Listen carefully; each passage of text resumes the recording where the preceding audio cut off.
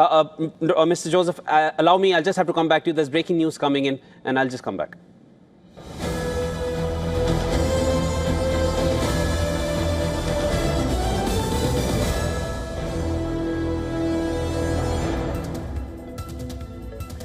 Breaking news coming in, viewers. US President Donald Trump has just called his Russian counterpart Vladimir Putin to discuss the wars in Iran and Ukraine. Big development at this hour as the US president speaks to the Russian president. The call lasted for about an hour. It is being described as constructive, businesslike, and frank. Putin reportedly put forward multiple proposals to end the US-Israeli war on Iran quickly. And this comes hours after Putin sent a congratulatory message to Iran's new supreme leader, Mojtaba Khamenei. Putin reportedly said, I quote here, "Now, when Iran is confronting armed aggression, your work in this high office will undoubtedly require great courage and dedication. I am confident that you will honorably continue your father's work and unite the Iranian people in the face of severe trials. For my part, I would like to confirm our unwavering support for Tehran and solidarity with our Iranian friends. Russia has been and will remain a reliable partner of the Islamic Republic of Iran. I wish you success in solving the difficult tasks ahead of you, as well as good health and strength of spirit." Those were the words of the Russian president for the new supreme leader of Iran. There have been multiple reports of Russia helping Iran during this war, including by providing real-time intelligence on high-value targets. And when asked about this, Trump had downplayed the report. But that's the big development we're bringing to you at this hour, viewers. Donald Trump has spoken with his Russian counterpart, Vladimir Putin, to discuss the war in Iran.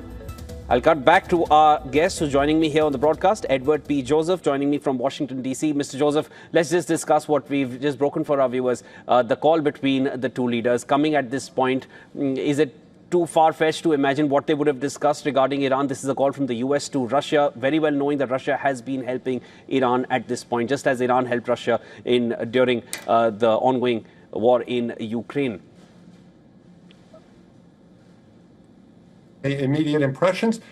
First of all, one hopes that President Trump took a stance with President Putin in which he reminded him of what the U.S. can do in Ukraine and the type of role that the U.S. can play in making life very difficult for Vladimir Putin. So one hopes that President Trump introduced that into this conversation. That's first.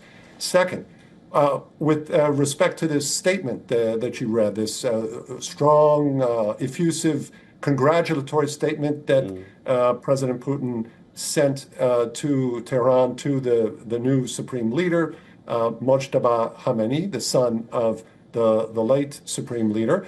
President Putin, with that congratulatory statement, has alienated likely majority of Iranian citizens, because although there's support, of course, there's still support for the regime, and presumably that goes to the son of the late supreme leader and now newly named leader. There's probably, very likely, a majority of Iranian citizens who detest this election. And there are already reports that people were shouting from their windows in Tehran, "Death to Mojtaba Khamenei." So again, with every step that Putin thinks he's making here, there's also a cost. And then finally, while it's true that these reports are apparently likely that Russia is providing intelligence support, it doesn't provide what Iran really needs, which is assistance, particularly air defense assistance and other kinetic assistance to help it with its defense. It provides none of that. All it provides is apparently some intelligence, and some of it could be quite useful, helping to target key U.S. sites, including those potentially that have resulted in the deaths of 7 American service members. And so I close with what I said at the beginning, that I hope President Trump was mindful of President Putin's role in very likely contributing to the deaths of U.S. troops, and I hope that he reminded President Putin of what the U.S. can do to make life very difficult for Russia in its war on Ukraine. Please.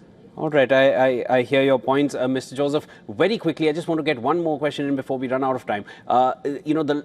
Do you feel anything less than a change in leadership in Iran would be equivalent for a win for the US in this current operation, in this current war? I'm of the view, it's a very good question, by the way. I'm of the view that the US, neither US nor Israel requires dramatic regime change in order for this to be a success. Let's remember that it was the late supreme leader who insisted that that Iran was going to sink a US aircraft carrier. That was his boast. So that's his claim of victory for Iran. And we see, of course, that remains a very unlikely prospect.